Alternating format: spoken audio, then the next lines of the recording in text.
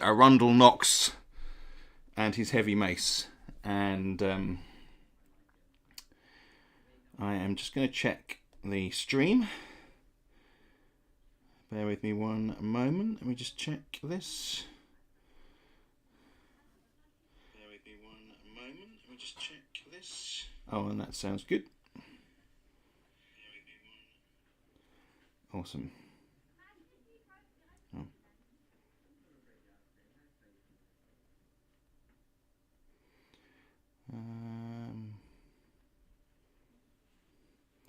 There we go.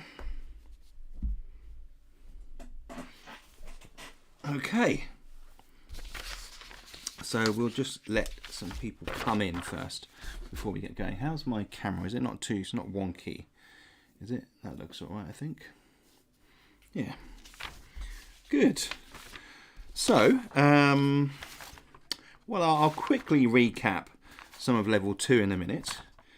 Have a little look at where Arundal Knox is. There's a few points of discussion that have come up in the last week that I wanted to just quickly talk about. Blue-eyed geek, how are you doing? Right, right. Let me think. Vincent, Nick, how are you doing? Is that Vincent? Blue-eyed geek. I got that one wrong. Hello. Got it.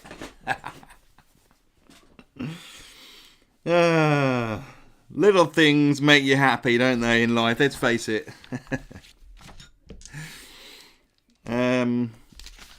Yeah, so I've had some really good little pointers that I wanted to just highlight. Now, where have I put that? I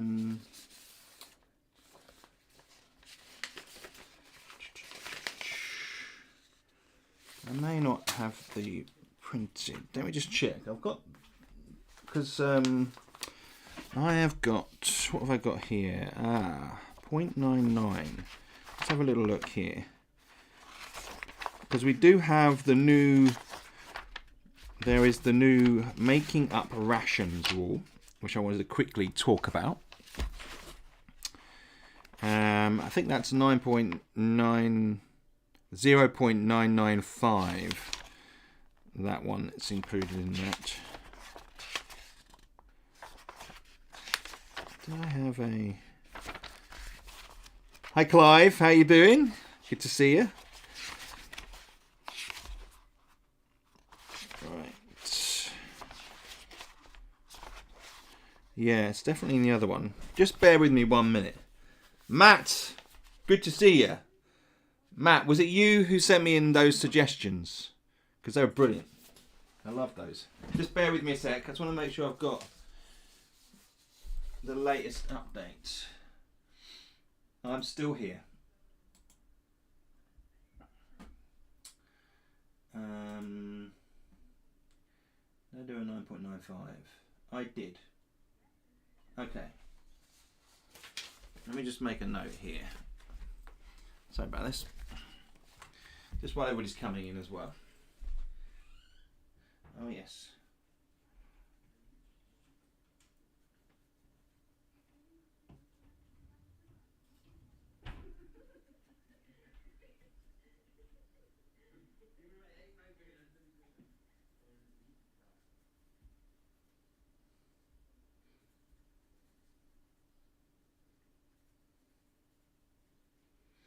And okay. All right. Okay, so I haven't actually printed out the new version. It's just so expensive. Can't say it was, but anyone called Matt is good. And okay, wasn't you then, Matt? It was a different Matt. Jess, Brent. Here we are. Okay. No, it was Sam. Haha. Okay. Right, good. So,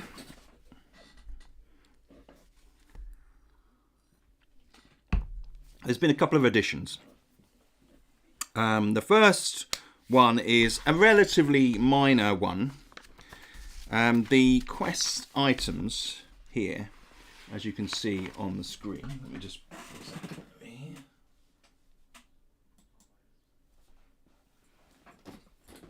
here. Quest items has now become side quests. Because that just makes more sense. I think originally it was, when I first created that, it was about an item you find, but at the end of the day, you're on a kind of mini quest. So I thought side quest was more appropriate. So relatively straightforward. This is in 0.995, which is live on the files there. I think I did upload it to Facebook. We've got the last room, which we've realised in the previous playthrough. We had a large room here, and I realised I hadn't put a note on the rules to say that the last room with the stairs and maybe with the boss can be a large room.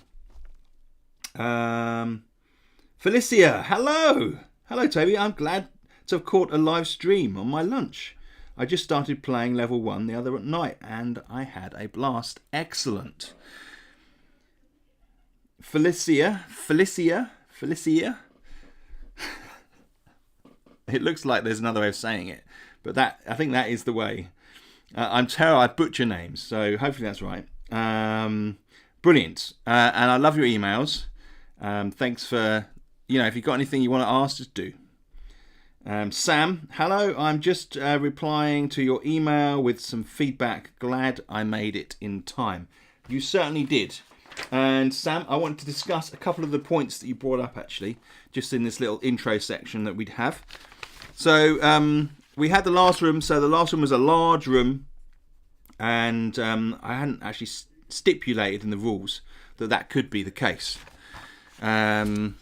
And then there are 2 additions which are really good. Suggestions that I've had, but also ideas that have come from. I say they're good. Obviously, they're in my rules, but it's natural progression, which is why I'm pleased about them. Make up rations. So what I realised was a lot of the stuff we're gathering, sometimes it's just like a mushroom or some seeds or a potato or a turnip. What if you had 3 of those and you brought them together and you can make it a ration? So if you get kind of 3 random smaller foods, you can make 1 ration out of those particular things. So that is that's kind of like a rule update, which I've slotted into the new rules, and I think it's one of these things about the inventive usage. So it's all these objects you collect, and the ideas of collecting them, and the spotting them as a possible thing to collect. I think then you can then have more uses from it if you can now use some of those foods, which were just small and pretty useless, really. So you can now make up a ration, which is, I think, a good thing to do. And then we have probably the biggest change, which is the loot lockup.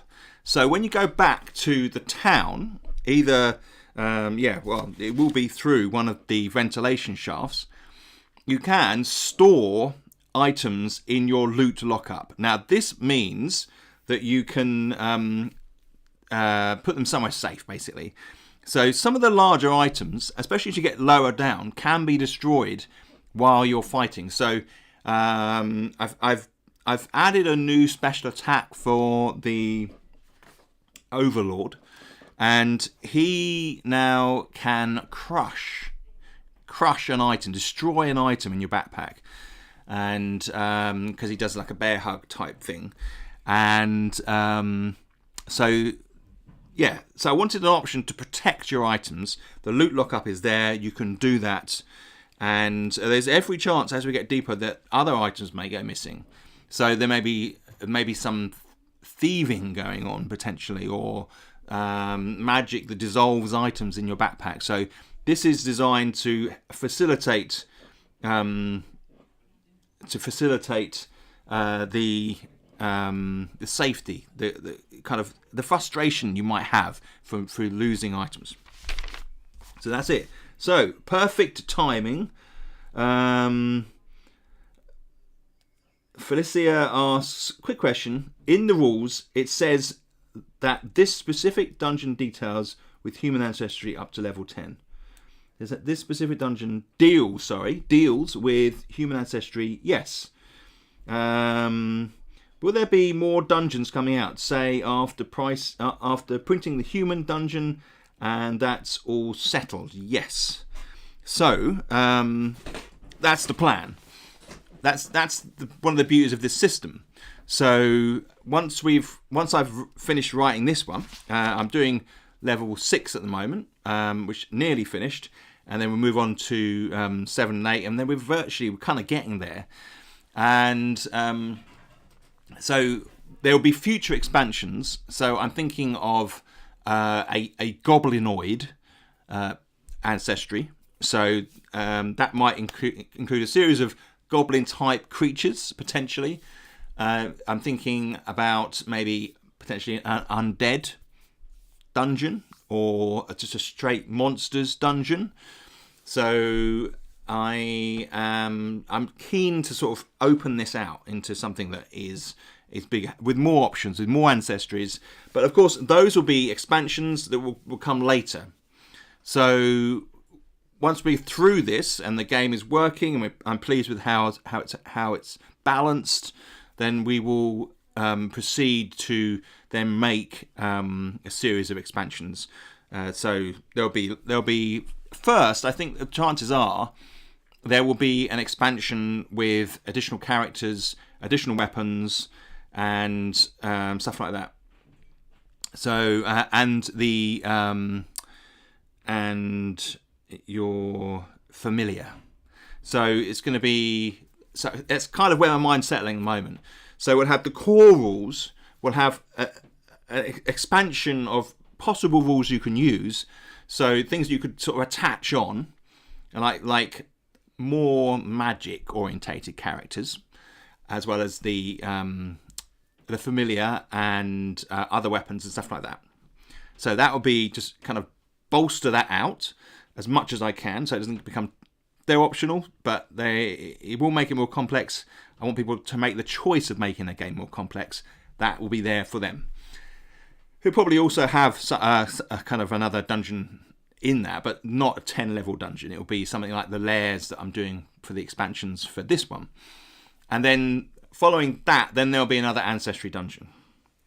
So once I've kind of supported this main core rules and with the main human ancestry, then we'll move on to a new one. So there you go. That's a long answer to that question.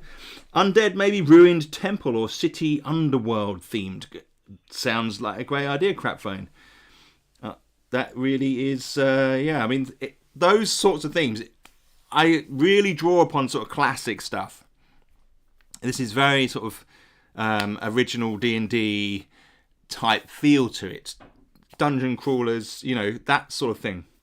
Crapphone says, a weapon that had different options defending on the foe you are facing could be a really interesting item. Like extra amount of adjustability to the die roll when fighting undead or some such. Love classic tropes. Yes. I mean, I think this is where we're at with this, isn't there? There's a lot of classic tropes, which is great. Good. So, and then finally, I just wanted to highlight a couple of things that have come up that I may well incorporate. I've got a little thing here. Thank you, Sam, who's been playing the game. And he's raised a couple of things. Okay, so can you wear full plate with other armour? That's a great question. So I'm going to have a think about how that works. Whether certain types of armour don't fit underneath the plate. So if it's like leather armour, it probably would fit underneath the plate. But I might have a ruling where you can't wear metal armour. You can't wear metal armour in the same place. And you certainly... So if you had metal braces and plate mail, then maybe you couldn't wear the metal braces. So I'm thinking about it, but I suspect that the leather armor will be okay with the plate, but wearing other types of metal armor with plate might well be tricky. And this hasn't come up a lot because not a lot of people have got to the point now where they've got plate armor. So it's a really good point. And these sorts of questions will come up as we get more experience with the game. So as we're doing sort of mid-game stuff, there'll be more complex questions. And anybody has that sort of question, please send it to me at toby@drgames.co.uk. I mean, my email's all around the place. Roger McAvoy. Hi, Toby. Quick question. Can you go back to a room with a fire to take care of the soak condition, or do the fires go out over time? That is a great question, and it's obviously something that I don't cover in the rules, because I've had this asked a couple of times. I'll put a line in there. So basically, if you're in a room, we had this situation in this version actually. If you're in a room and you go back, you still have to count the rooms you go through. So if you've got like 5 or 6 soaked, and you've got to go back through 5 rooms, you're still going to lose 3 health points because you're going back through 5 rooms. So you've got to tick 5 things off on your soaked status. So it carries with it some risk. You can go back if you find somewhere that could have a fire. You can start one too. Exactly. So you would be fine to go back to the old fire, because you're moving through the dungeon pretty quickly, and you're doing it in such a way that you're clearing people out and that people aren't being alerted to your presence. So you can go back on that level, not upper level at all. It's just on the same level. You can go back. There you go, Roger. Leather jerkins, yes. Boiled leather, no way. Okay, crap phone. I hear what you're saying, but that again, that's a sort of house rule that you could impose upon yourself. I'm just probably going to say leather armor, to be honest, but I get your point. Thanks, Nick, for coming in there. And that is the thing. It is your narrative when you're playing the game. You're in control. Okay, I just wanted to mention a couple of other interesting points here from Sam. Can you stack armor pieces? For example, primary matches 1 piece of armor, and the secondary matches a second piece of armor. Can you reduce the damage by both modifiers? I presume not. You can't reduce the damage by 2. You have to pick 1 piece of armor to reduce the damage. So it is an interesting concept. If you had braces that were primary 5 and a plate that was primary 5, for example, I don't know whether that's exactly right. If you could reduce by both those pieces of armor that are stacked, and no at the moment, but I still love that type of thinking. This is the type of thinking I need people to sort of remind me of, because obviously with writing I don't get to play it as much as I'd like to play it. But yeah,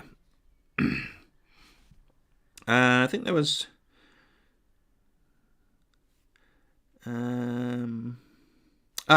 Yes. This one of the suggestion of the week comes from Sam.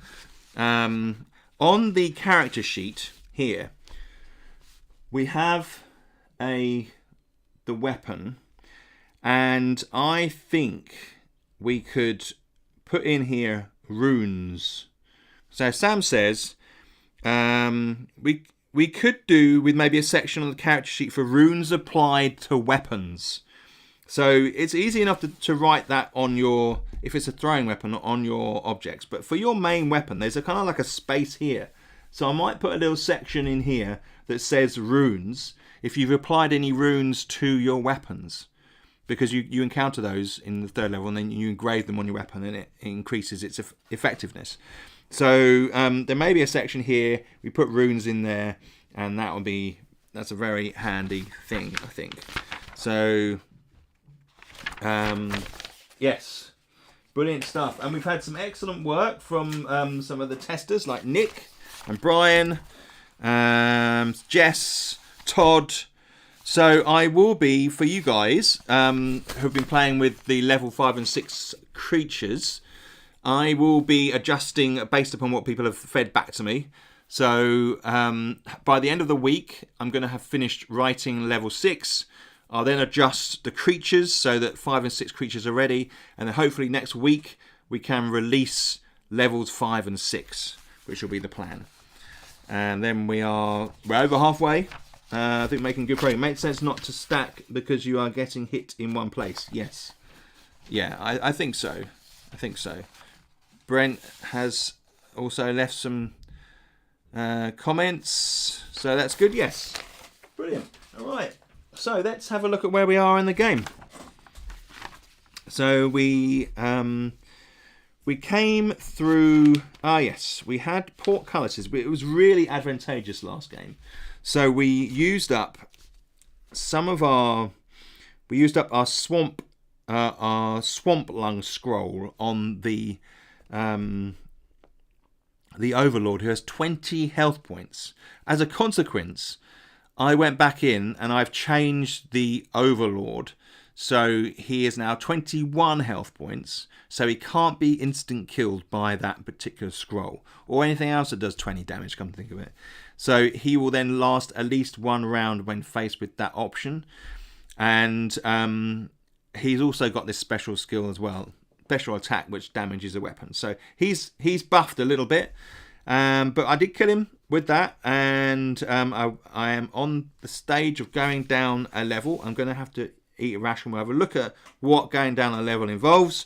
But before that, we'd been doing some fishing in this fishery here, which made us soaked, and then I was able to, in the metal workshop, I believe it was a metal workshop down here, I was able to heat myself next to the furnace, and it was okay. But I will clean this up. I've forgotten about that. I will do that, and then we will have another nice clean map like this of Arundal Knox's journeys.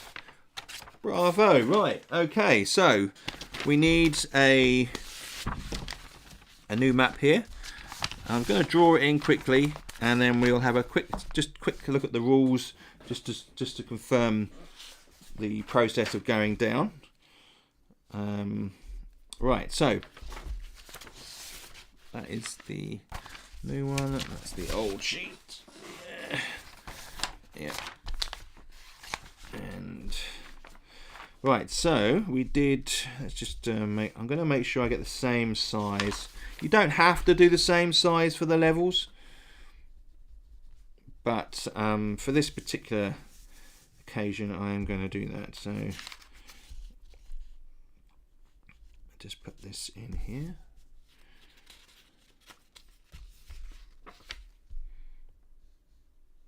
Just getting the corners. Yep.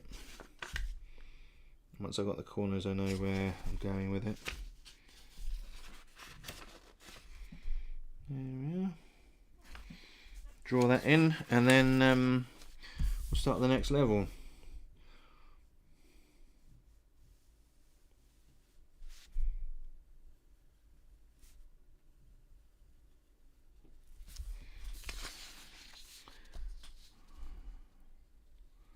Right, hopefully it's not too dark on the camera.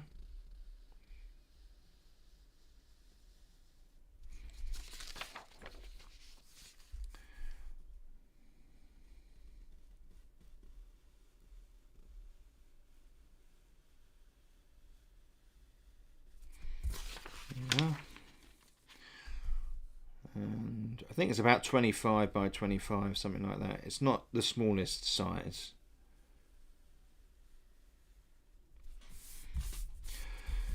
All right, Leffard, just in time for level 3. You said it, Javier. Hey, how are you doing, my friend? Good to see you. I hear what you're saying early on as well, Javier. Don't worry, I will definitely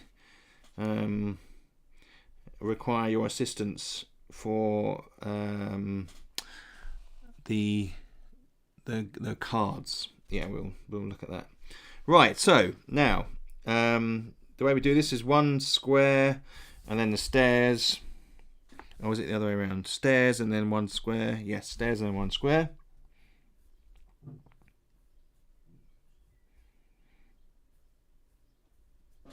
Right.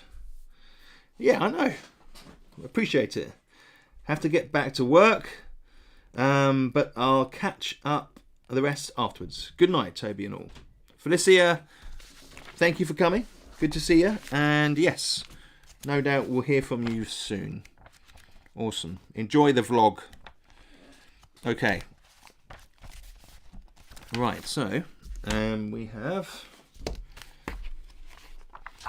level 3 incoming. So I quite like to I always like to just read the rule section. If I can find it.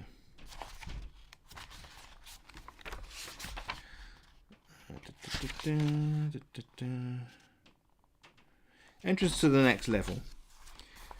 My lunch is over too. Cheers. Cheers all. Crab phone, I will see you soon.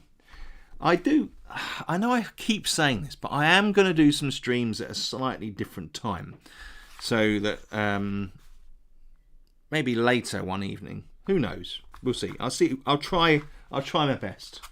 At least we can watch these back. This is why I do this on YouTube, so that we've got a video that people can sort of tap into and watch. You will naturally enter the level by the stairs you came down. Draw the stairs in the middle of an outer boundary and then an exit square. Then roll for the entrance room as you did for level 1. No doubt rolls apply to the room size. No double rolls apply to the room size. There are no encounters in the first room. And they're all exits, are archways, which is great. Okay, let's do it. We're going in. Right, so quick check. Arundal Knox, he's going to use a ration on the stairs. He doesn't need to heal. So we're okay. So we'll mark the rations down to 2. We have got a range of items. Ball bearings, mushrooms, nails, potion bottle, dried pumpkin seeds, half a ball of thread, 2 throwing darts, 2 bandages, pouch of sand, 2 Malaco leaves, which can heal, 1 explosive marble, very handy, rat tail, lockpick, bag of tea leaves, wood shavings in a pouch, and 2 spare pouches. So let's do this. And he's approaching the next level. Right. 3, 3. Okay, so we have a 3x3 room. Now doubles don't count, so you don't roll again. Ordinarily you'd roll again, but this is perfect. We've got a 3x3, which is a good entrance to a dungeon. It's going to have the 2 entrances, the three exits, I should say, and they're all archways. Leads into the heart of the dungeon. We're level 3 now. Okay. Right. I'm going to go left, I think. We'll go left here. So, got the tables codex ready. Down to level 3. Just get these. Here we go. Right. Going this way. 5-5. We're rolling for size of room, not the type of room. So 5-5 is a double. We're going to have a large room to start off with. So 11 by 7. Whoa. Okay. So we're going to squeeze it into this corner. That is a big room. 1, 2, 3, 4, 5, 6, 7. And then we need 11. Yes. Yes, I crossed one off, Nick. Good call, though. 1, 2, 3, 4, 5, 6, 7, 8, 9, 10. So it fits right into that corner. It's a massive space. Excuse me. That is one of the biggest rooms I think I've ever rolled. Right.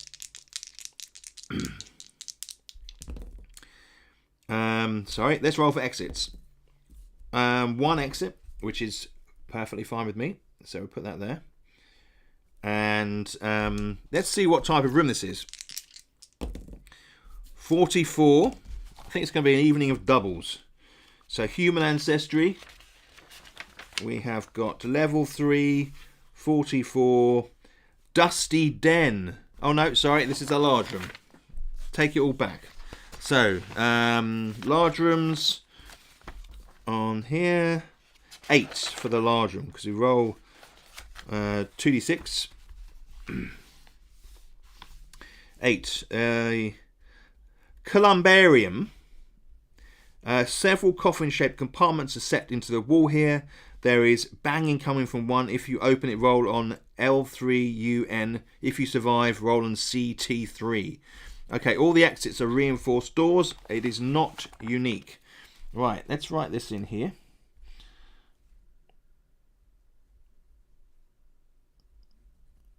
Columbrium.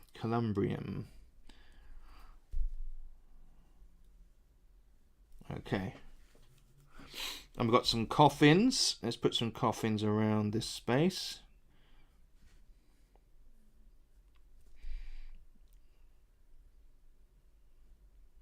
Now, this is a crypt. So we're entering into the crypts. In my mind, I've got the next levels 5 and 6, which is the infernal order. I'll put some coffins lying around here. And we're going to have some set into the walls. Here we go.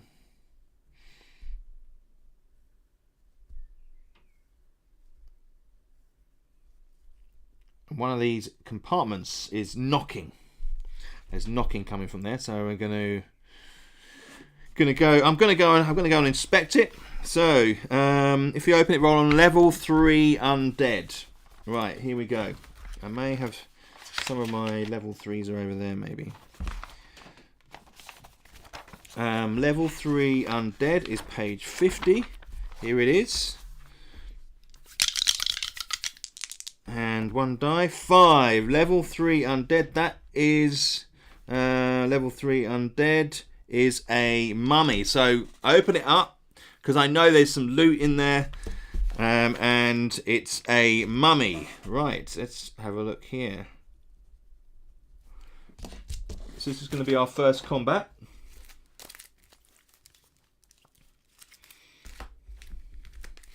Just see, there it is. Right, so the mummy. Let's have a look at the mummy. Now, I have actually buffed. I've actually increased the amount of experience points you get from mummy, but we'll use this version. So it has slightly changed. Savage Bash on 3-3 and a body barrel on 6-1. Right, let's get the platform set up. And then Arundel in here. Here we are. Okie dokie. Right, so mummy has 15 health points. We're dealing with some pretty tough enemy here. So he's also got +2 shift. So they automatically get a +2 shift, which is going to be interesting. Let's have a look. So I attack first. I'm not going to use any of my special weapons. I've got the shrapnel burst bomb, which I can actually use at any point during the combat. 2d6. And I've got 2 healing potions and a potion of constancy, which I might well use my potion of constancy after this go. So we'll do that. Right. Okay. Here we go. So I roll 6-1. I have a 6-4, which I can't shift to, unfortunately, and so I miss. And then the mummy, 5-2. He can shift to his 6-1 with 2 shift, which gives him a body barrel, so he kind of barrels into me, and he does 6 damage. Now that is primary 6 and secondary 1, so I can block the barrel with my leather braces, so I kind of hold it up, and that's -1 damage, so it's d6 -3 damage for this particular attack. So he does 2 points of damage to me there. First blood goes to the mummy. Alright, my go. I roll a 3-6, which is quite far off from any of my particular set here, which is quite annoying. So I miss, and the mummy gets a swing. And they get a 2-1, which a 1-2, which makes a difference, because actually it doesn't make that much difference. So he can shift to 3 and the shift to 2, and he can do Savage Bash. I'm kind of regretting opening this coffin now. So he does D6. Right, I can block on a -1 damage using my leather braces again. That is a 3 damage. Oh dear. This mummy is breaking through my defences. Right, round 3. We have 1 and a 3. Again, that is just 1 shift away from my pummel.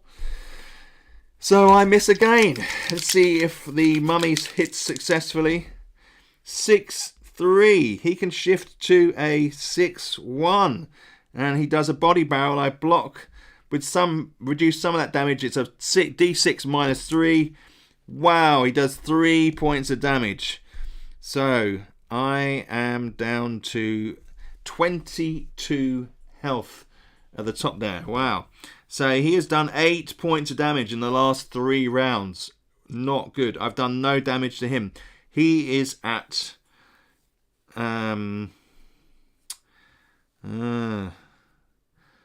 okay. Now the question is, at this point we're going into round 4. It's a pivotal moment in the combat. Do I use a potion? He will get +1 shift, but at least it's not +3 shift when I need to use a potion. Or do I use my shrapnel burst bomb and do 2d6 damage? I think because I've got the potion of healing, I've got 2 of them, then I will just hold off just for the minute. Okay, so round 4.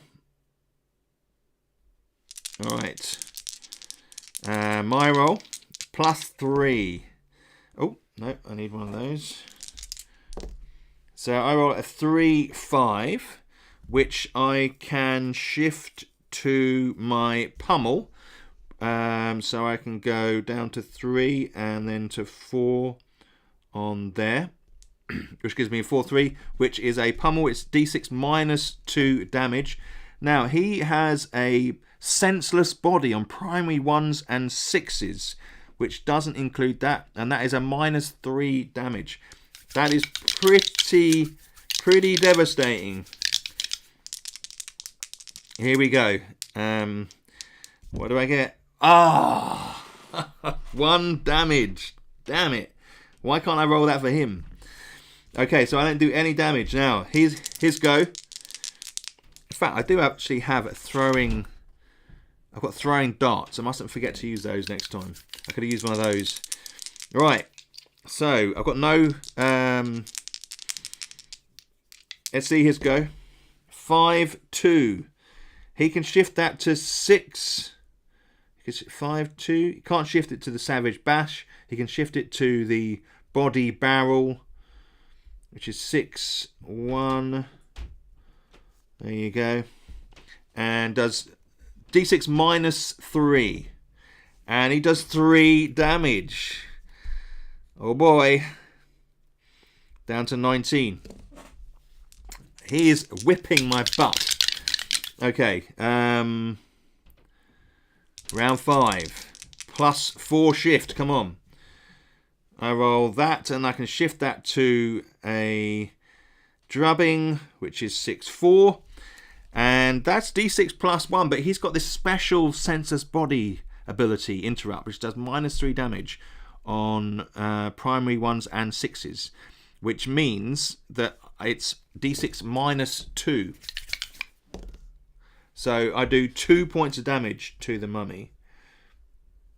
First damage done. Now, his go. 6-4. He can shift it to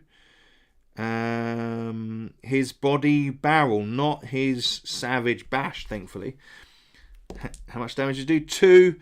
0 damage this time. Maybe the tide has turned in my favour. We'll see. Alright, so here we go. We have my attack. Do I want to do this attack? Or do I want to use a potion? Not yet. We'll do this attack. 3-5, which I can shift to. Yeah, I can shift it to my drubbing, which is 6-4, and I'm going to do how much damage?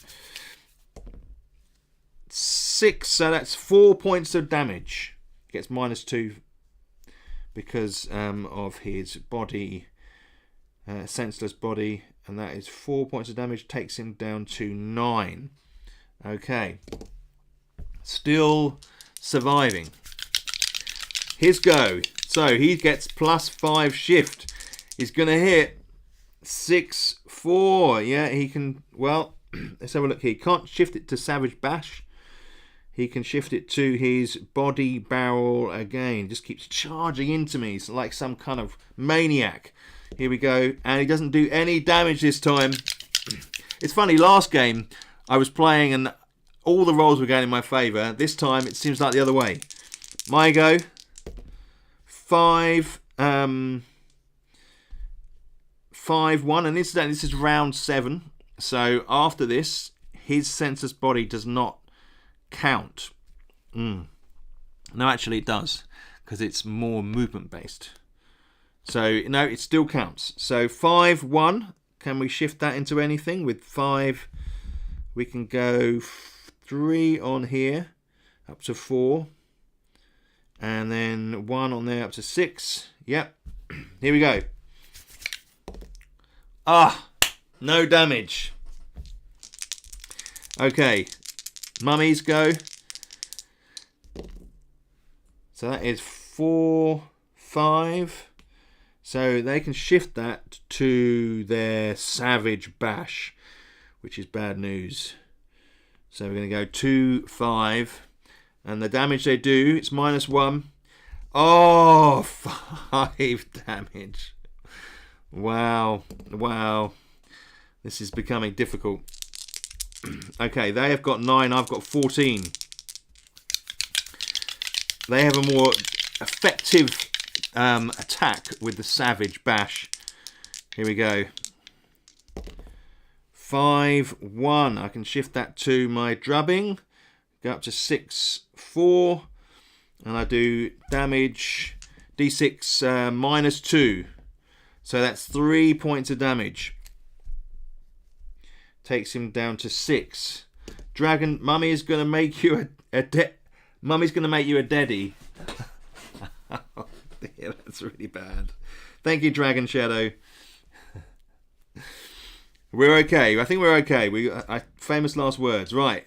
So they are down to 6, and I am down to 14. 6-3. I can shift that to their body barrel. Now they can shift that to their Savage Bash, which they're going to do. And 3, so that's 2 points of damage. Down to 12. This has become epic. 1-3. I can shift that to my pummel, which is D6 -2, which is the same as the other one. Let's have a high number. 4 damage. He's down to 2 damage. We're just about surviving. Mummy. 2-3, which is his Savage Bash. He's going to do that -4 points of damage. Oh my lord. 8 points of damage. Okay. My go. 4-5. I can shift that to the pommel, which I'm going to do, which gives me a D6 -2. 3 points of damage, kills the mummy. He collapses on the floor in the heap of rags, and we have survived an epic fight. Okay. Gonna make a little note of that one. Fought mummy on first room of level 3. Epic fight.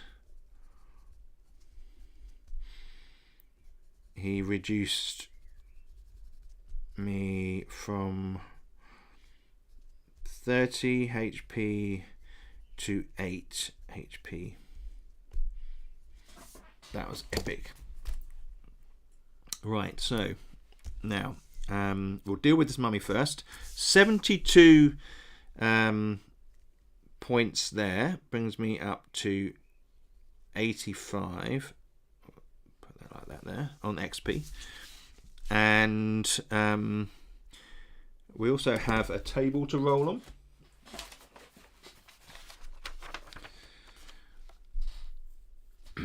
Oh, and incidentally, for level 3 and 4, I'm probably going to buff the number of monsters a little bit. So there's going to be a few more monsters, so it's going to be slightly harder.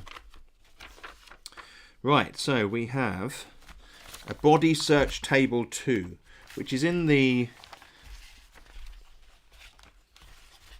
scavenge the mummy rags so can make some bandages for bloody body. Good point. Well, that is an excellent idea. I'll make a little, put some rags in here. Good point. I've written that down. Thank you, Dragon Shadow. Body search table 2. Here we go. 10. Not bad. There's a small pouch of mid-quality gems. Roll on gem table 1 3 times. This could be good. What have we got in here?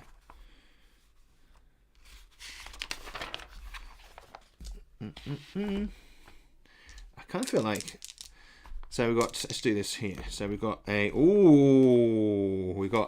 emerald, mid-quality emerald, and a diamond. Wow, lucky find. So this is obviously a rich burial. This, and then one more. Oh, and another diamond. So mid-quality diamonds they're valuable. So this was someone important, this body. Some past lord or something. So let's have a look here. Where is it? A bit further on here. Here we go. So mid-quality diamonds are worth 40 gold coins each, and emeralds are worth 32 gold coins. So there you are. That's very unlucky rolling in the combat, but it's come out with some really precious loot there. And then also, I think there's another one we need to roll on as well. I think it's chest table 3. Let me just double check that. On level 3, 44. Sorry, chest table 3 plus 2. So this is in the columbarium, and the doors are reinforced, by the way. Let me just put that on there. Right. So chest table 3 plus 3. Okay. Wow. Let's have a go at this. 8 plus is 11. Shoved in the chest are some old books, a cloak. Let's put old boots, I should say. Old boots. Old boots. That is actually, I would say that's a large item. So I'm going to put the old boots in my large item section. Old boots.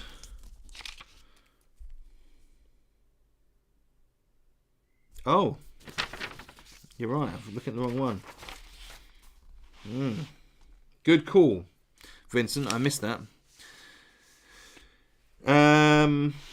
You open the chest and find 4 high-quality gems of the same type sitting on a purple pillow. Right, okay. I'm going to take the purple pillow. It can't be that big because the gems are sitting on it. Wow. 4 high-quality gems. Wow. Gem table 1 -2. Okay. Let's go back to that.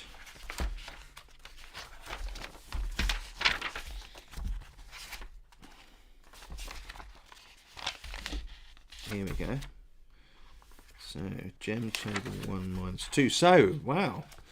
This really was a rich burial. If they've got the gems on the body and then the gems in the case. There's a nice sort of narrative here. So they're pearls. Okay, so it's four. What quality did it say? High quality. I think it was high quality, wasn't it? Just double check. 4 high quality pearls. Probably that's the worst roll I could roll, but 4 high quality pearls. Just sitting nicely on a pillow. How cool is that? Okay, it's a little chest. Just opened it out, and in was a pillow and 4 pearls. Maybe they're family pearls. Maybe they have maybe they've got a special shape to them, which makes them quite rare. And yeah, or a slight tint. Maybe a slight tint of blue. How cool would that be? So imagine that. So this was a really lucky find. There's also coffins around. So I'm going to take some. Just while I'm here. Did there coffins or was it? There's like coffins in the. Does it actually say? It says coffin shaped. All right, that's what threw me. So no, strictly speaking, coffins. Even though I've drawn them on there, but that's fine. Okay, let's get on with this. So I need to go through the reinforced door. If it's I've got to check and see if it's locked. If it is, we'll go back. Maybe go this other direction. So. Right, let's do this. So 5 or 6 and that door up there is locked, and it isn't locked, so we will carry on this way. I'm going to go through this door into this space here. 4 by 7. All right, and I will squeeze it up to the wall here. 4 by 7, 4 by 3. 1, 2, 3. You knew what I meant. I was adding the numbers up in my head. Okay. Right, so we've got a little room there. And obviously, this is dead. Although I could write in there what it is, and I probably will. Alright. So, what type of room? How many exits has it got first? Let's do that. 2. It's got the 1 exit. We're carrying on up this direction. I'm going to put it there. Although it could go in that room. Okay, 1, 2, 3, 4, 5, 6. It's in that direction. Let's do that. We'll have it here. Okay. So, Roger, going back to work. Happy delving. Thank you, Roger. Glad to see you. I really need to have this so people don't have to go back to work. Anyway, let's do this. Let's find out what's in this room. We have 15. Let's have a look. 15 is a statue gallery. A selection of stone statues here stand in a circle. One appears to have a hatch in the base. You may search it. Roll a d6. 1 to 2, the statue turns into a stone maiden. 3 to 6, roll on SECT1. Secret compartment table 1. Okay, so let's just have some statues in here. Put a few statues like so.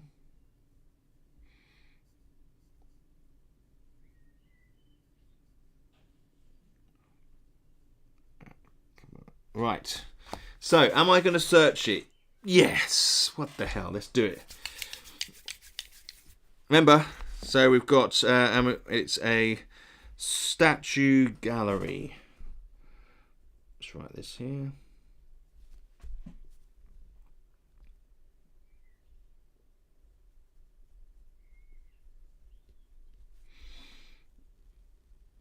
Statue gallery. Squeezed it in there.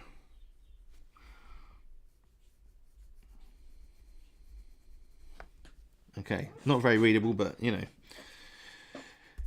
And statue gallery is a roll of d6, 1 to 2, it turns into a stone maiden.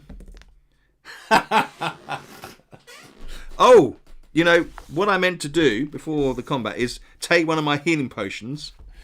In fact, I might take both of my healing potions to take me back up to 28. So I'm back up to 28. On the flip side, having this is a nice break from work during the day. Well, there is that. There is that.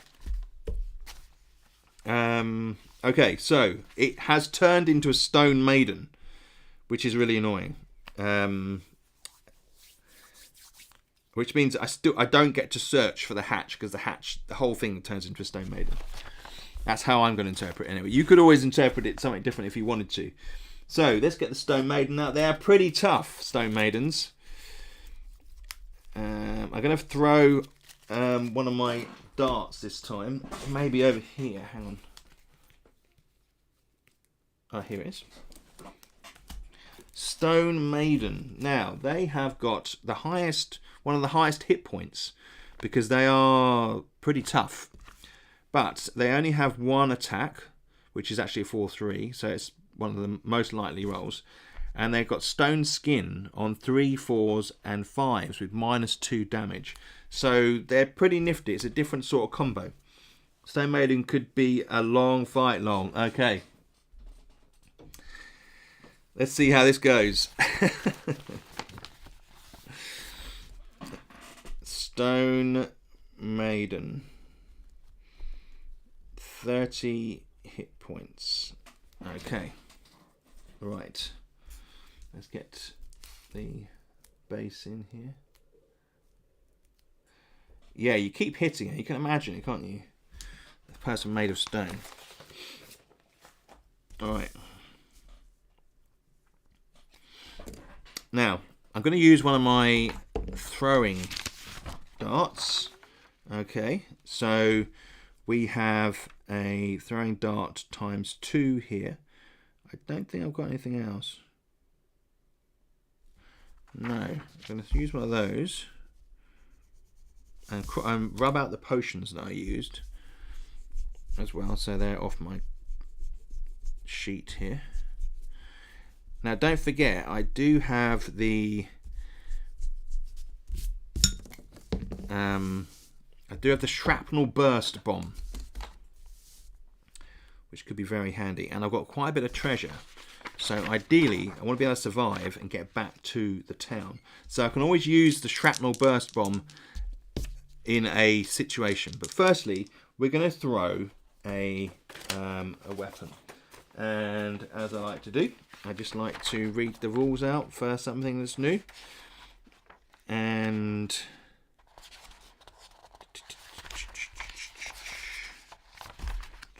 here we go. So, throwing weapons.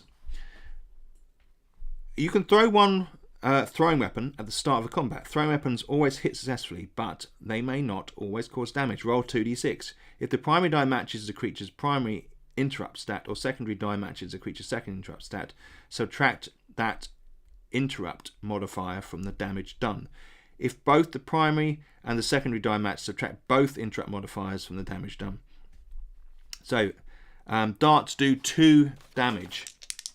Let's have a look. A 5 and a 6. So primary 5s minus only weapons described. Yes, so -5 here because of the stone skin minus is 5's there. It's -2 damage, which means that my dart does no damage because it only does 2 damage. They're pretty pants really, but there you go. If you throw a weapon or use a potion scroll, do you give up initiative in the fight, making the enemy go first? No, you don't. It's like casting a scroll. Hang on a minute. That is a good question.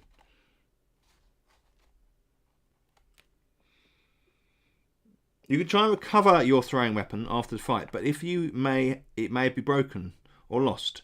If throwing weapon was deflected by an interrupt, it is lost automatically. Okay. If throwing a weapon without it being deflected, if you threw a weapon without being deflected and survived the combat, roll a d6. So that got deflected. It broke on her skin, on her, and it's gone. So I've now got 1 dart left in there. Okay. Not very effective. Not with the throwing weapons.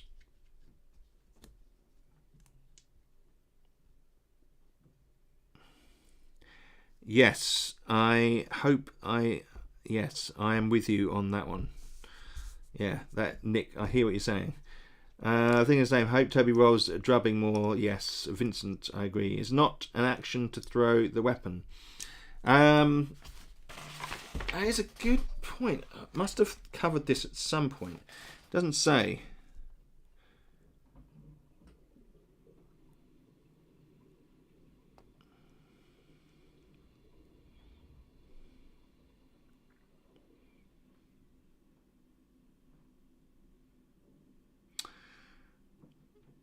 No, they don't. But it doesn't highlight that.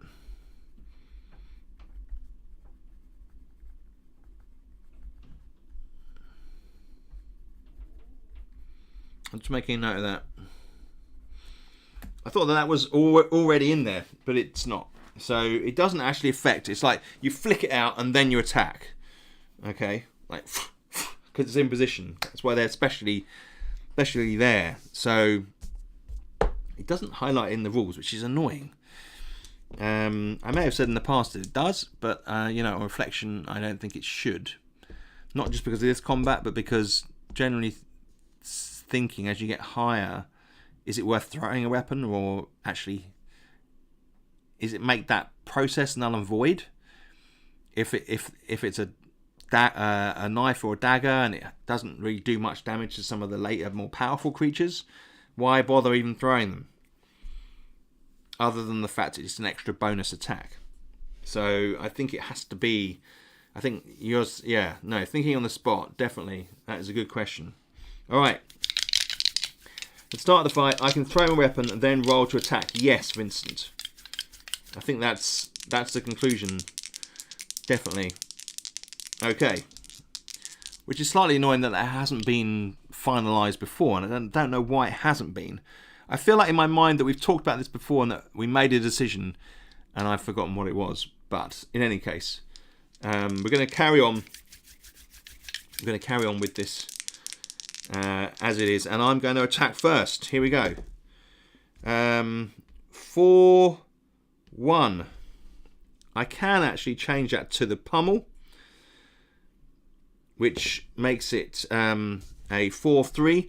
Now, as someone's pointed out already, 4 on the skins, -2 damage. So this is a d6 -4, which does no damage. Ka-ching! It just deflects off the stone skin. Doesn't do any damage. Right, the Stone Maiden attacks and does 5-4. She has 1 shift, so she can't shift enough to do the damage. I roll a 1-4, which is never going to be any good for me.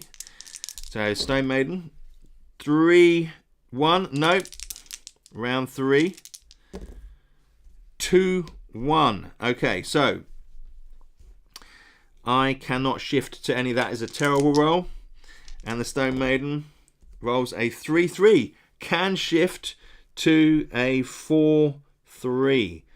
Okay, which means that they do some damage. Here we go. D6 damage. I can deflect 1 point of damage. They do roll a 4 and 3 points of damage to my man. Okay, 25 health points. Ah, Vincent, that may be the case. Alright, so my attack round 4. I have +3 shift. We quickly entered into the kind of the tough round. Now I can shift this to drubbing, which makes it 4 and a 6. And then I'm going to roll. I get D6 blocks on primary for the stone skin doesn't help this one. 2 + 1 is 3 damage, so it takes it down to 27. Okay, and then the Stone Maiden rolls a 1, 2 and cannot hit. They're pretty inaccurate, the Stone Maidens. They kind of just lumber around. Round 5. So +4 shift. Double 6. This is what we're after. Okay, so I am going to do the drubbing. Okay, and remember when we do a critical, we add the shift to the damage, and that is currently at +4. So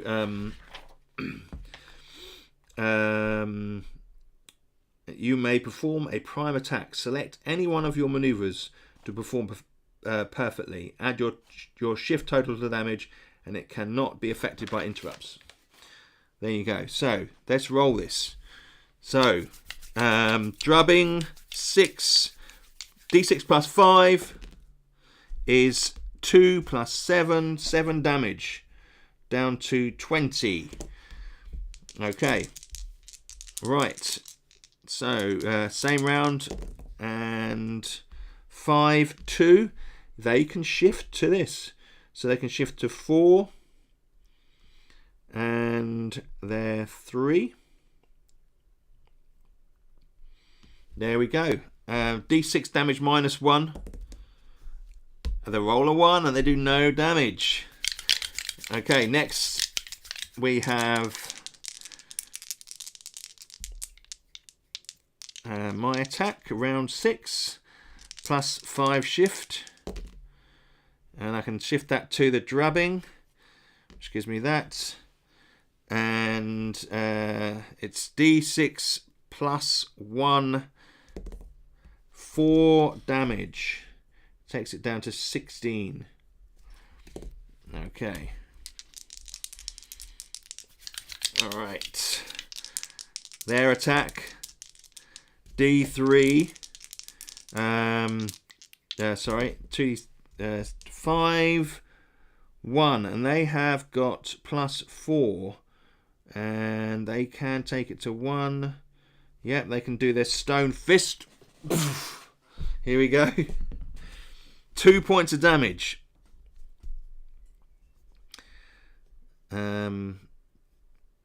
23 points of damage.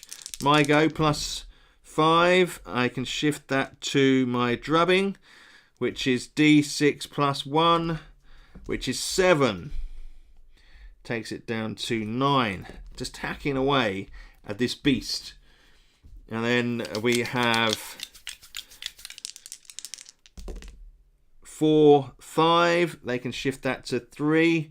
We're just slogging at each other here. 4 points of damage. Takes me down to 19. 19 points of damage. My turn. 2, 6. Okay.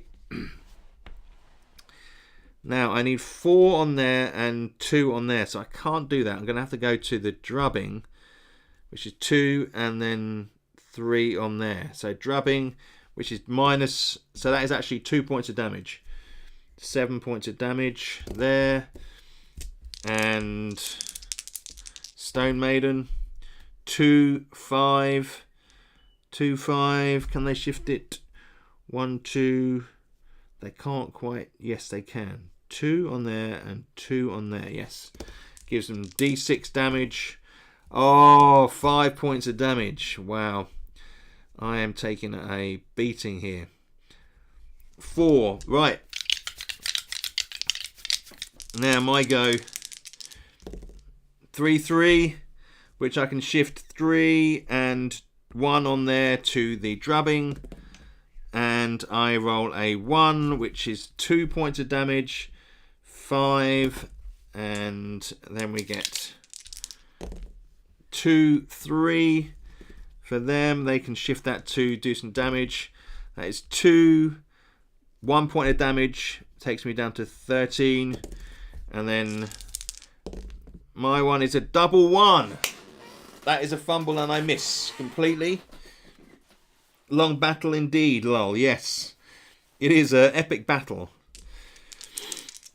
And their turn. 4-2. They can shift it to 4-3. 5. Oh my word. That is 4 points of damage, which takes me down to 9. Oh my word. They've got 5 left. Oh.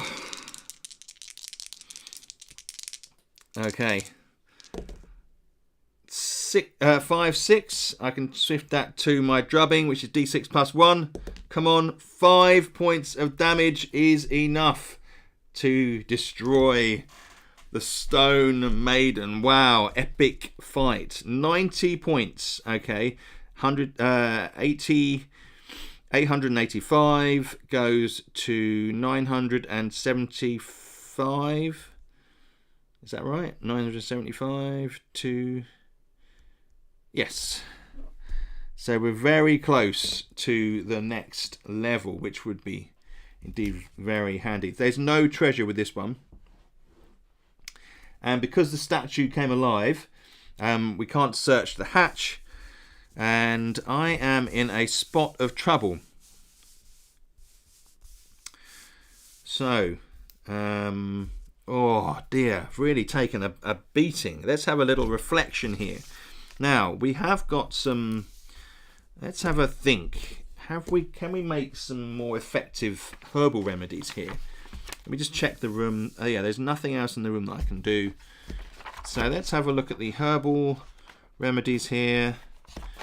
I've got some Malacco leaves. That gives you 3 doses. Healing balm, crushed Malacco leaves and Ilias petals. Do I have any Ilias petals? Maybe I should have a separate section for herbs on the chart here. That might be quite a good idea. Herbs section.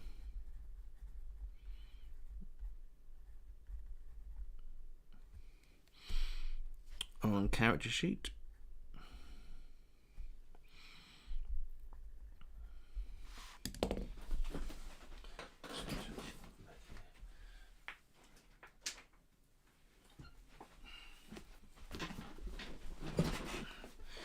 Right. It's slowly getting darker outside. Okay.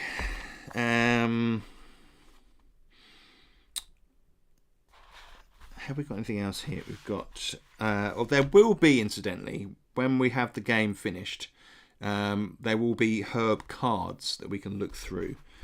I've got the images for the herbs now. I just need to make the cards up. But they'll be a part of the physical card deck as well. I've only got Malacco leaves and...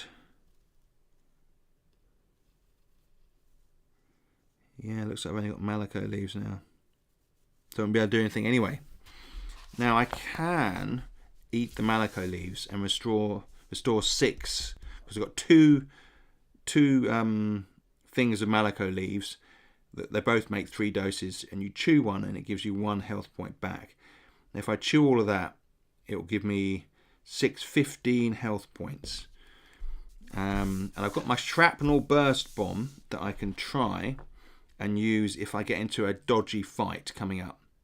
So what I think we'll do is we will carry on. Random idea, You could make a prime attack for a future monster be a life steal where you lose d6 damage and they gain the same d6. Ooh, life steal. That's going in.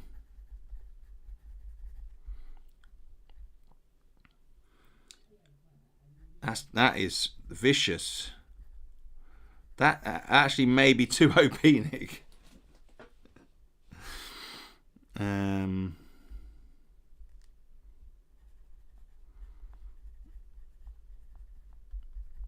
There is one of the characters. Do you remember on the first level?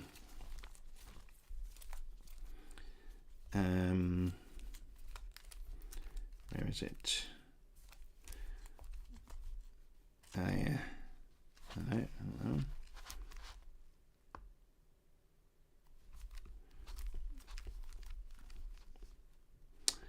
I think it may have actually been the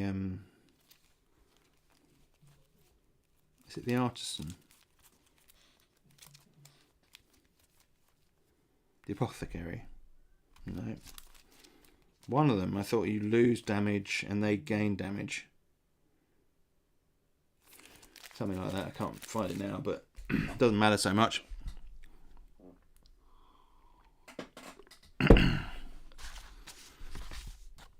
Alright, so we can't do any herbs.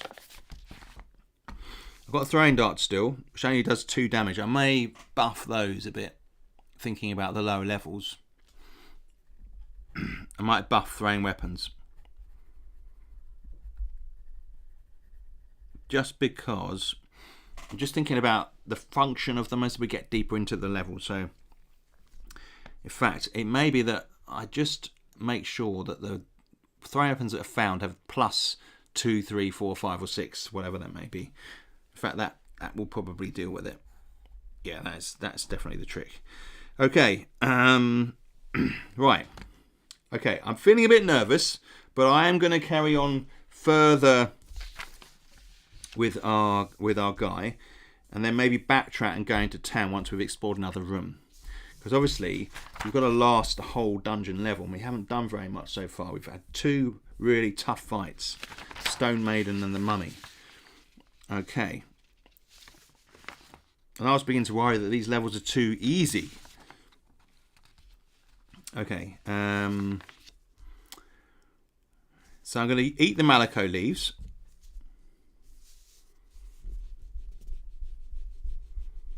Which restores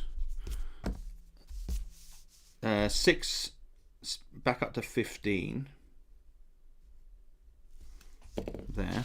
And I will be gaining a level soon, which will give me another 10 points. Okay. I got the bomb. Right. It's a bit risky. Really should go back up to town, but I'm worried about getting through the rest of the level. We're going to check out this room here. Now, this is a... Let me check the doors for this. This was a statue gallery. Random doors. Okay, let's have a look on the one exit we've got here.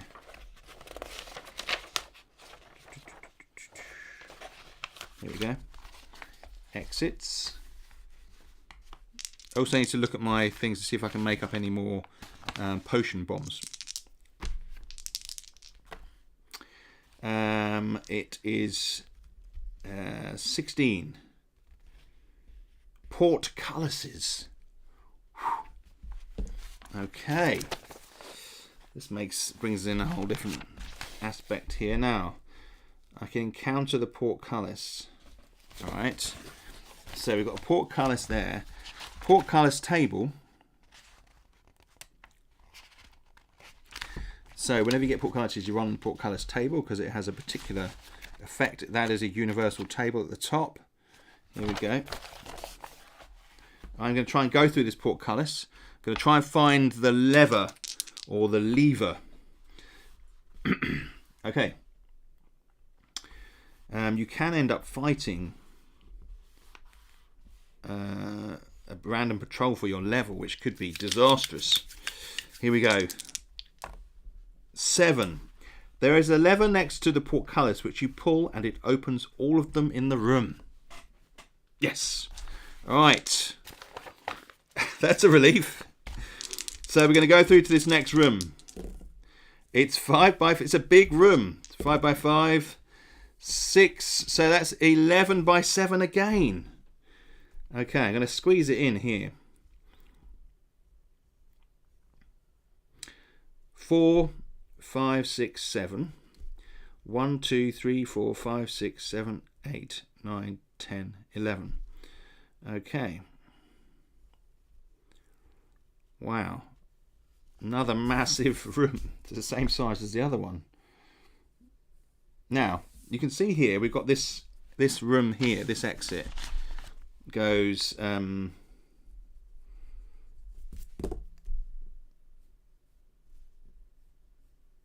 that. So we're going to connect up this exit here. It just seems to naturally want to connect there. So we've already got an exit here, but we do have these 2 long walls up here. So let's roll to see how many exits we get.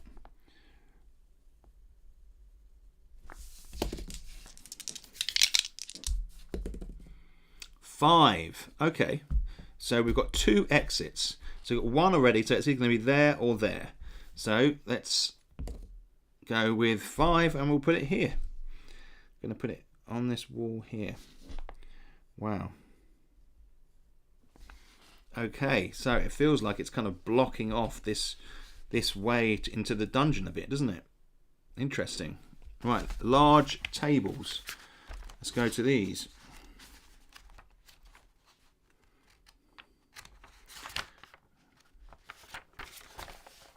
Okay. Level 3 large tables. Let's do this. 3. It's a grand hall. There are evenly spaced pillars running along this large marble-lined hall with a round central burner with a metal grill. As you approach, roll on level 2 TR. There's a trap here. Okay. Let's just put a few pillars in.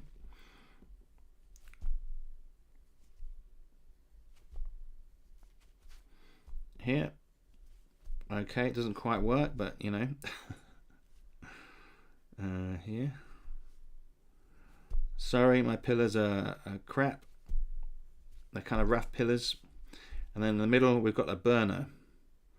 But as I approach it,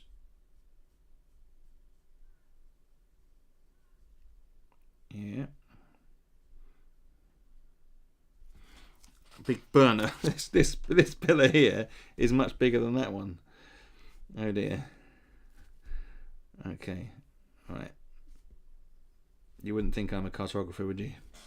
Okay. Anyhow, right. So all the doors as well, the grand are archways. So we're good. We're good here. So that's just an archway.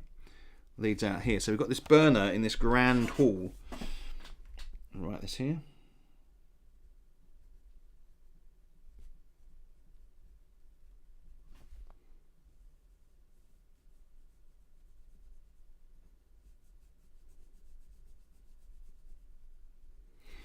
There it is. And trap. Got a trap. Now, it is the trap side of things is slightly confusing because we're using level 2 traps for level 3 and 4. Just because I didn't think it needed to be made any more difficult, the traps for level 3 and 4. There will probably be a level 5 trap table or level 3 trap table. I may think about how I can kind of organize these. Right, so 2d6, here we go. 7. The air smells toxic. If you are soaked, you become overwhelmed as it clings to your wet clothes. Lose D3 hit points. Thankfully, I'm not soaked. I was soaked. Gas fills the air. It's okay. It's kind of like a toxic smell that would become overwhelming if you were soggy and wet and it absorbed into your clothes. So we're okay there, thankfully. That's a relief. Oh, and I didn't put down an epic fight with a Stone Maiden. Epic fight with a stone. Don't know how I did that. Stone Maiden. Health points reduced to 9. Chewed some Malako leaves after.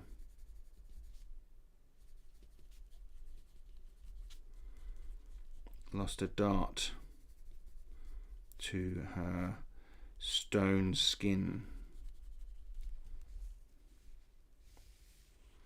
Right. Okay.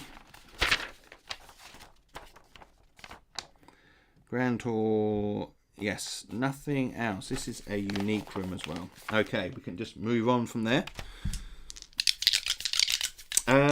What did it say about the burner? Central burner with a metal grill.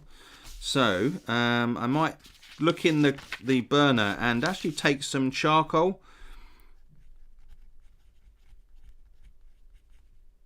Some charcoal that was just lying in the bottom of the grill where they'd had a fire. So I've added that to my list there. Right. Let's go through the next room. So we're going through here.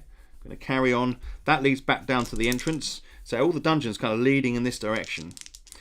I mean, it's tempting just to go back and do this bottom room actually, which I think I will do. 2-1. It's just a small space, 2 along and 1 along. So it's a little bit of corridor that carries on there. Let's roll again. And that actually lines it up nicely with this exit here. Wow. I could connect them up there. That might be quite cozy. 1, 2, 3, 4, 5, 6. Let's do it. And it's 3 across. 1. There we go. 3 across. A long room that connects these 2 rooms up. Hopefully there's more exits from this space. I could be creating myself some trouble here. Alright. How many exits? 1. And I'm going to put it in this wall here. Made a decision. Right, let's find out what this room is. So there is some way up. It's kind of, it's weaved around. Now, let's not forget, I'm at 15 health. So I've got to think, do I go back? Or do I encounter this room? So I've lost, each fight, I've lost at least, 15 health points. But I didn't use the shrapnel burst bomb before, did I? Oh dear. What am I going to do? Shall I risk it?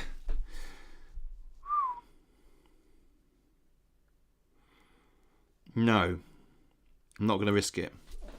I want Arundal Knox to carry on. So what I'm going to do is I'm going to go back to this wall over here. I may not find an exit here. I could always go back to this main room here. So what I'm going to do is I'm going to find an exit shaft. I'm going to head back to town because I think Arundal Knox is he's at the tipping point. He's got no protection. Now we could buy some better armor. So we're going to go and do that.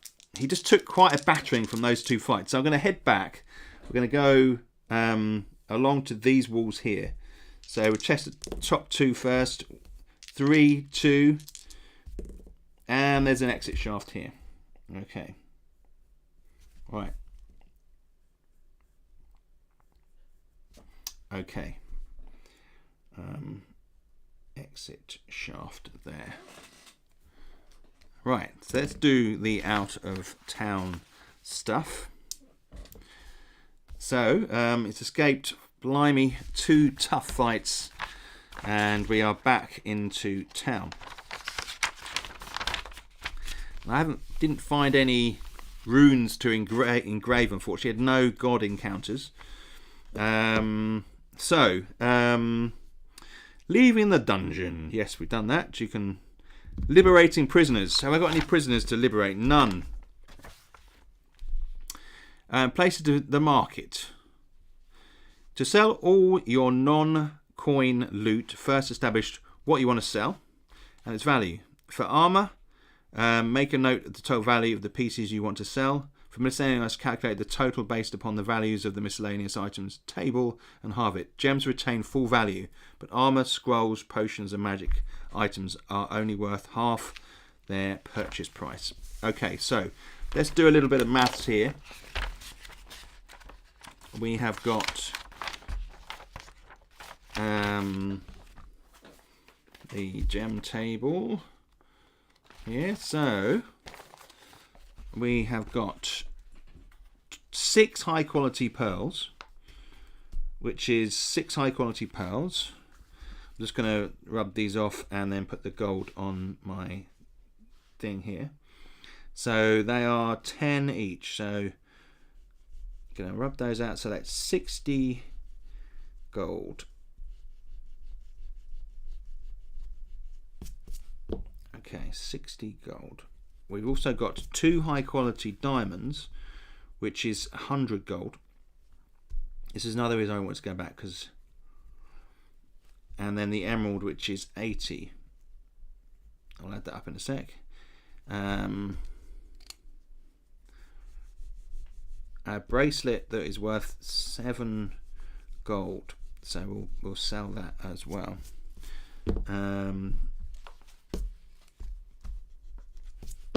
Just what did I say on the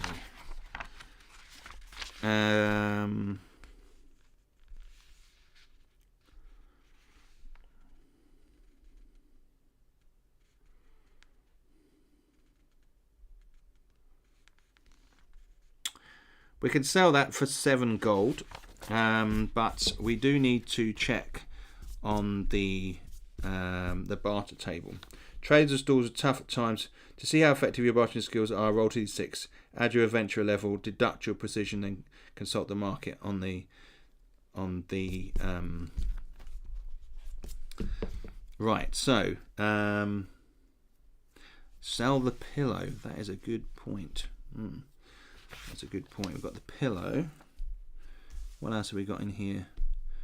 Charcoal mushrooms, ball bearings, dry pumpkin seeds, spool thread, throwing darts, 2 benches, full pouch of sand, explosive marbles, rat tail, lockpick, bag of tea leaves. So I think we'll sell the tea leaves and the purple pillow. Let's have a look here.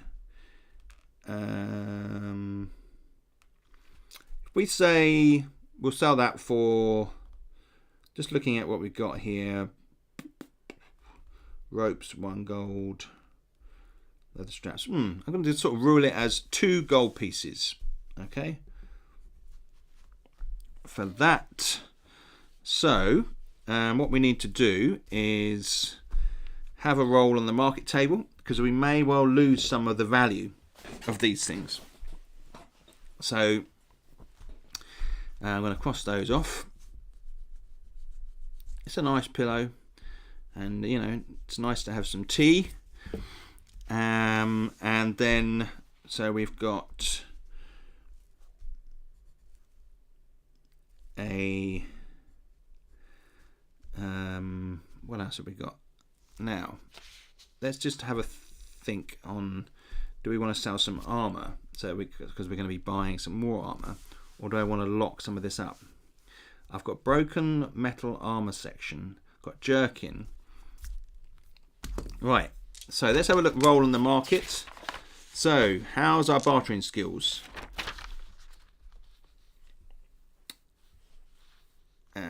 Miscellaneous items are also available, purchase for prices. Buying items. Oh yeah, here it is. See how effective bartering skills. Deduct your precision and then consult the market. Add your adventurer level, which is 3, and deduct your precision, which is 1. So I get +2 to this roll, which 7, 8, 9, 9. You did well and stood strong on a couple of deals. You had 10% to your sell price of your loot. Okay, now, gems aren't affected by this. But we do have the two on there, and the 2 gold from those 2 items, and then we're selling the jerkin, which is, how much is the jerkin?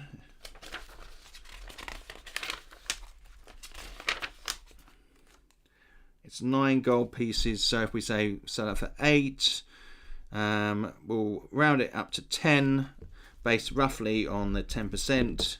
So selling the jerkin from the backpack, which I was carrying around, and so we get 10. Gems aren't affected by the market value. You sell them separately. Okay, you just get your money for your gems.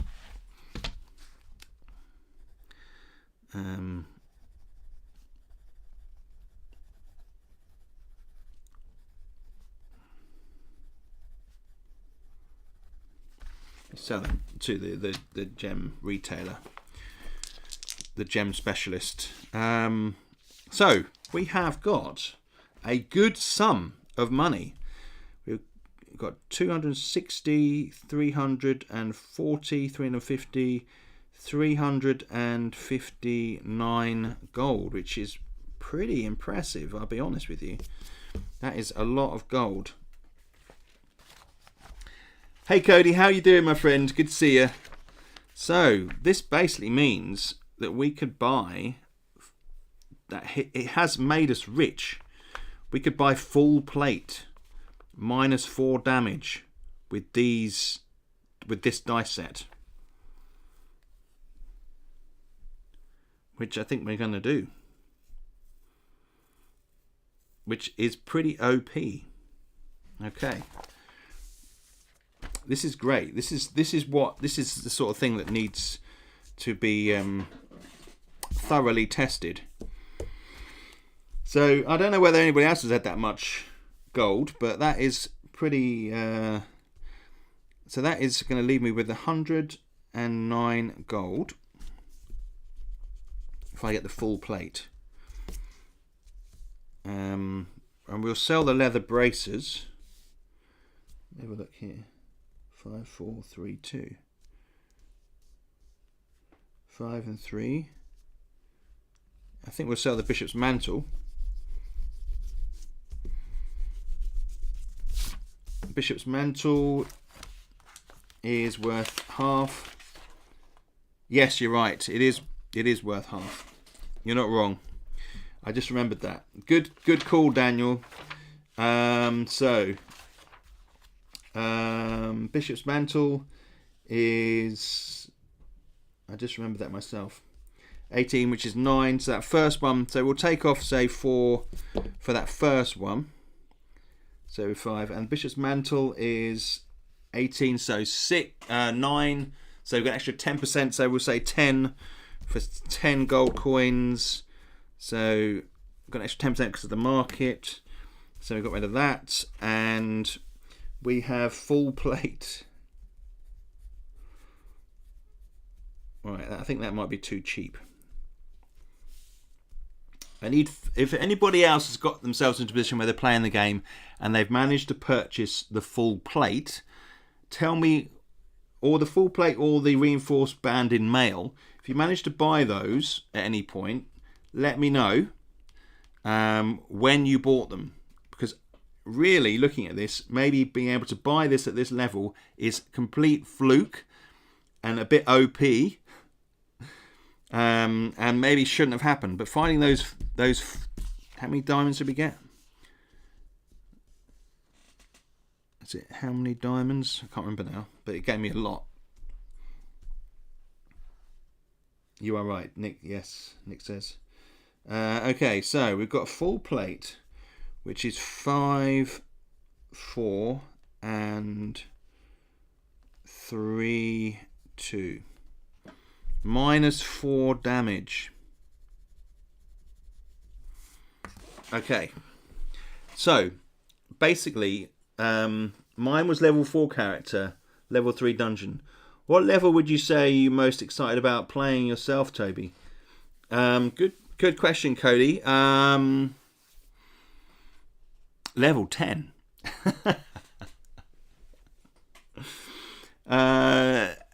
Just to get to that level, to write that level, get there, and to actually get characters to that level, I think would be pretty impressive. So that would be really exciting. Full plate, and let's have a look here. I might buy some potions.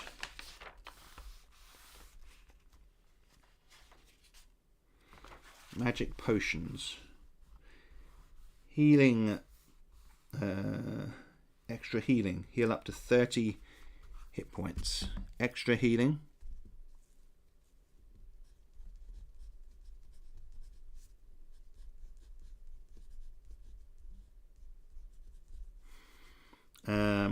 That's 28. That leaves me with 15, 13, 87. 87 gold. And I've imagined session maybe locking certain armor behind character level like maneuvers. Yeah. Maybe half plate to full plate. Full bowl, lol. Just kidding. Oh my god. Vincent, that's terrible. You're dragging in dad jokes into the chat there, aren't you? That's just appalling. Extra healing. Heals up to 30 health points. Okay. That's 28. And what do we got here?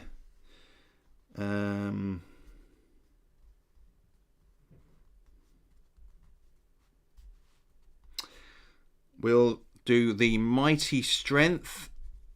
Potion of Mighty Strength. We really need a summary. Brian, if you're watching... Right, anybody who's done like a fair few levels, which is quite a lot of you, if you could just have a little look back at the amount of gold you've ended up after each level, that would be very handy for me. Even if it's just like, say, level 3 and 4... How much gold you got left? Because I think maybe I've just been really lucky with the loot. I was fairly unlucky with the combat, so that's all right, Vincent. I don't mind actually. Plus 2 damage per hit for 1 combat. Make a note of that there. Mighty Strength. Now you can't sell. This is something to add to the rules. Cannot sell potion bombs.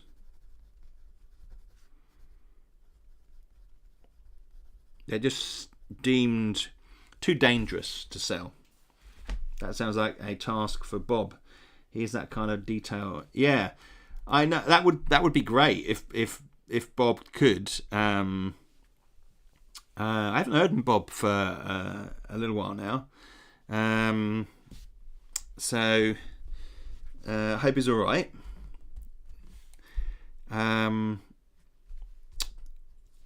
So we can't buy magical items, and you can't buy magic scrolls either. Did we say that?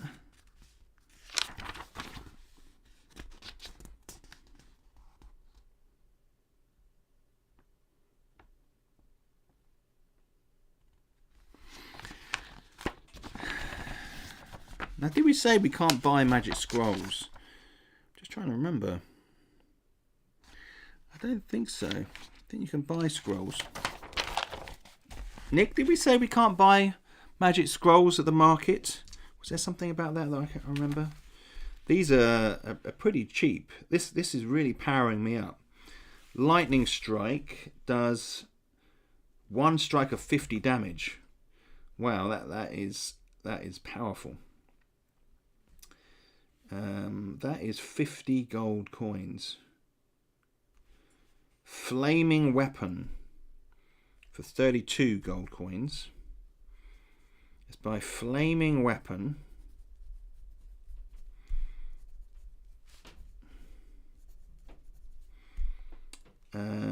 It's a prime. Dispel doubles. Flaming Weapon. 1/1. Plus 3 damage for 1 combat. Want to get these tested. So that's 32. So that takes me down to 50, 45.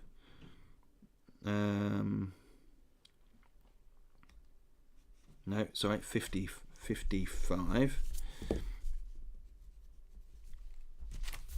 And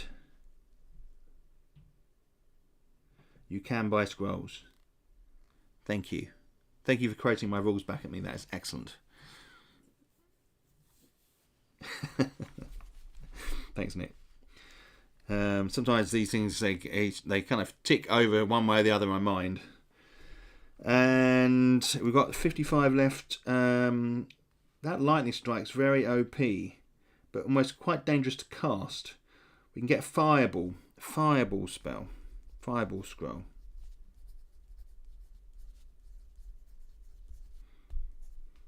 That is Primordial. And that is 4 4s. And that is causes 20 damage. We'll leave it there, I think. 35.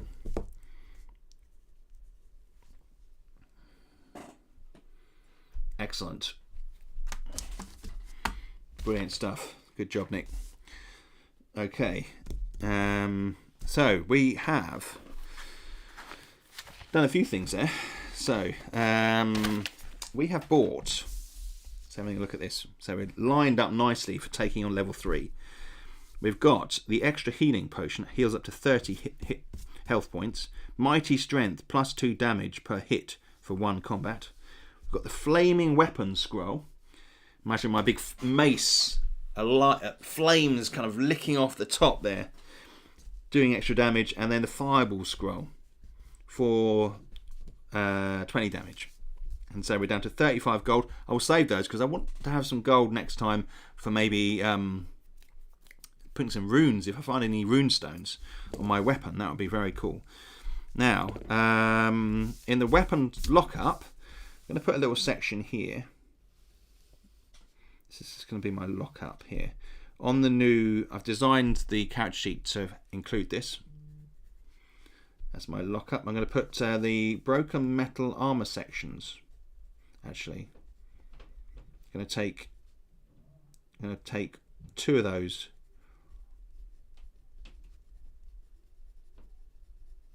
All right. So put 2 of those in there. Keep the collar rope times 2. So the broken metal armor sections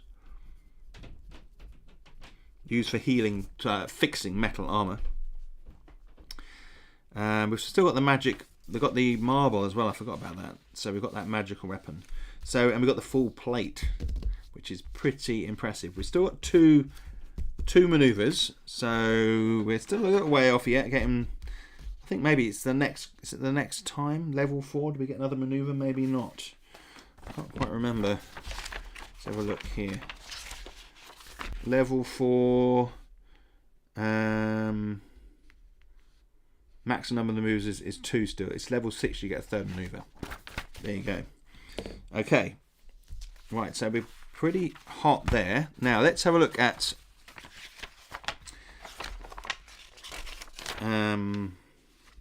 moving into town. We're not going to buy any, although having said that, we've used up all the mana colours, so we're not buying any herbs. In the evening, tavern exploits. At the local tavern, let's do this. Roll on the tavern. It could be learn something about the dungeon. Let's just have a little roll on the Tavern here.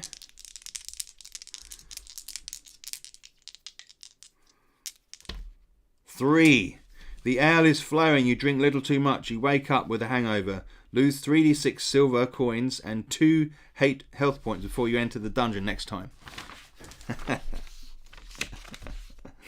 I got drunk. Yes. So we're starting with 28 hit points.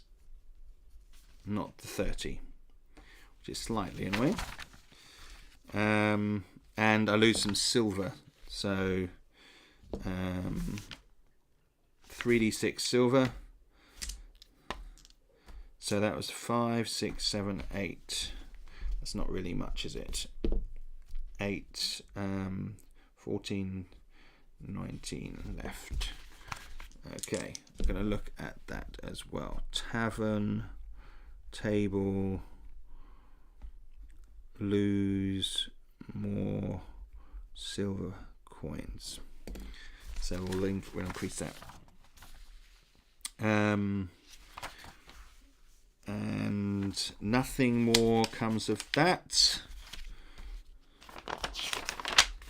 Now I can go to I should have gone to the temple really. Oh well. And got myself an extra point. But I got a bit carried away. I wanted a drink, so I ended up down the tavern getting pissed. Great. Okay, even though I'm kind of inebriated, I'm gonna go and do some arm wrestling. So roll and add your discipline modifier. This is +2. Here we go. 7, 8, 9. It's a good night. You beat 3 tough-looking sailors and call it quits, deciding you have done well and shouldn't push your luck. You feel strong and confident that your quest in the dungeon will go well tomorrow. Gain 4 temporary health points above your baseline. Excellent. So, despite getting pissed, I sober up pretty quickly as I take on this group of really cocky sailors and I beat them all and I end up being rejuvenated. And in fact, it pushes me beyond my normal. I feel super strong, which enables me to have 32 health points going into the dungeon next time. Excellent. Good. Okay. Right, so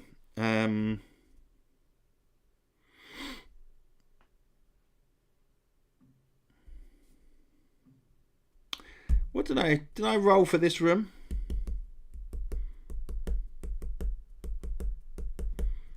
I can't remember. We'll go for that room next time. May back up those 2 health points, yes. That is right. So did I roll for the size of this room and then decide to back out? Is that what I did? I can't remember now. Did I get distracted by something? Anyway, I've returned to town. I glanced in, saw the room, and we'll find out what that room is next time. No. What did I do? Why isn't that room filled in? Oh my god. Memory like a sieve. Okay. Oh. Good. Right. Okay. So let's just talk a little bit about what's happening next week. So we have our guy there in his world. You went back to find the exit before rolling for the room. Yes, exactly. That is a very cunning plan on my part. The fear was in my heart as I realised what position I was in. But now I'm super strong, and we'll see how I fare with the plate armour, which is going to be good. So that won't be next week. That is because next week we have my sisters coming over, but we've also got a number of things going on that week. As you're fully aware, there's the UK Games Expo next week, and we have a stall on that. What I'm going to try and do is a live stream from the stall at some point. So rather than here in the game, I'm going to do a live stream on that stall. So that's going to be interesting. I'll see if I can do it on my phone. It obviously won't be for too long, but I'll be able to show you around what's going on in the store, because I know a lot of you are in America and you won't be able to get to it. Now, if any of you can get to the Expo, that would be awesome. Just come by the stall. DR Games. When you're walking around, you'll see me. You know my face. You see me here. Just say hello, introduce yourself, and we can have a nice chat and catch up, and have a talk about 2D6 and the types of things that you like playing. That'd be great.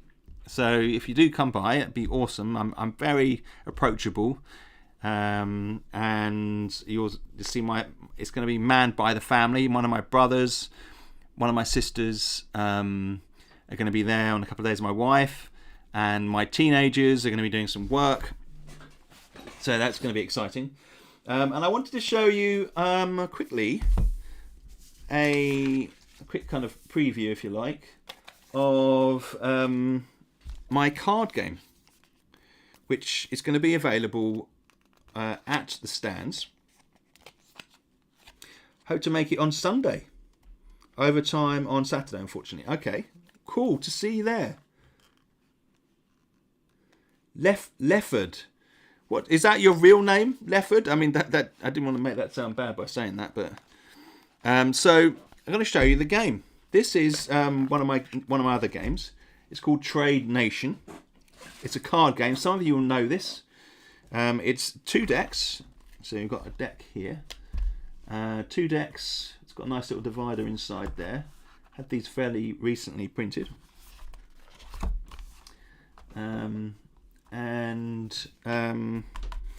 This is going to be available on the website on the beginning of next week.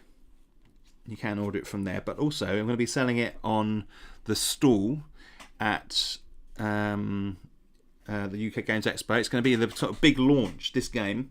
We're going to be talking about D&D. I'm going to have some printed copies of D&D, of 2D6 Dungeon. But I want it now. Well, it's going to be available probably Monday or Tuesday. Probably Tuesday on our website.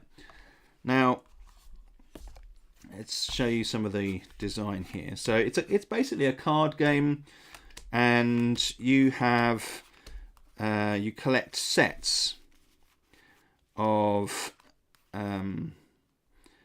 different types of produce: barrels, ale, and bread, and bricks, and all sorts of things like that.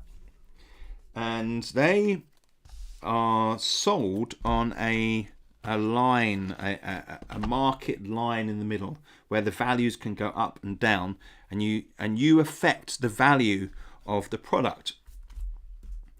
So it's obviously incredibly difficult to show here, but I am going to do some run-throughs on... Yes, Nick, I took out the leather and replaced it with coal. Well spotted. Where is it?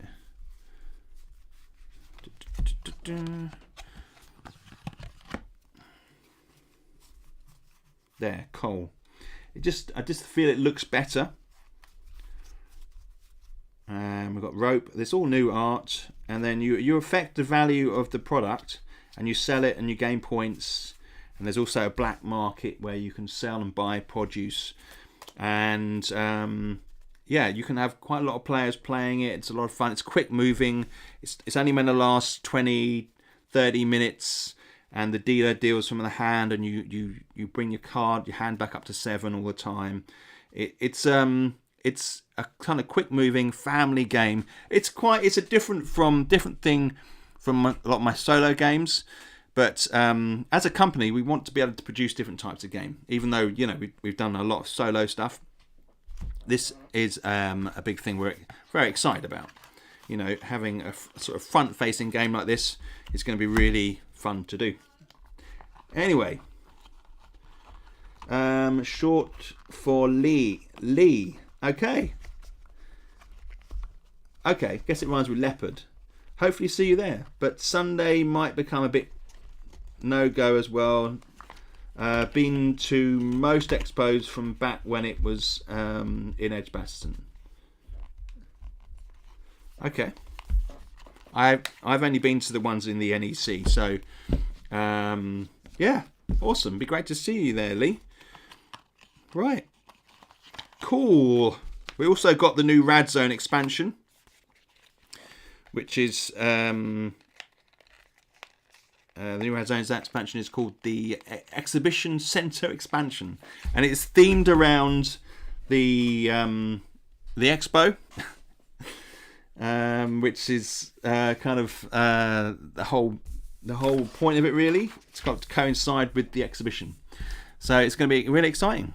Yeah, so hopefully we'll see some of you guys there, and if not, I'll do the live stream, and then the week after maybe I'll give a bit of a report to tell you how it all went, and yeah, show you the printed version of 2D6 that we're getting the demo printed, basically.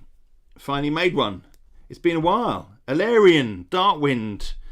Is the Rad Zone Expo available on your website? It will be in the future. Yes, it is going to be available on the website as well next week.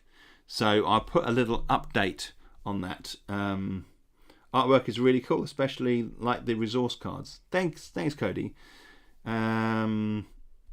Yes, it will be. So the science lab is also available as a paperback with a large sort of central map you can fold out and take out and use, and that'll be the same for the exhibition centre. Cool. Okay. I won't go on too much about all that stuff, but it is exciting, and I will keep you posted. There'll probably be some stuff on the Facebook group as well. And going back to 2D6 Dungeon, we're going to have the... I'm very tired. I apologise.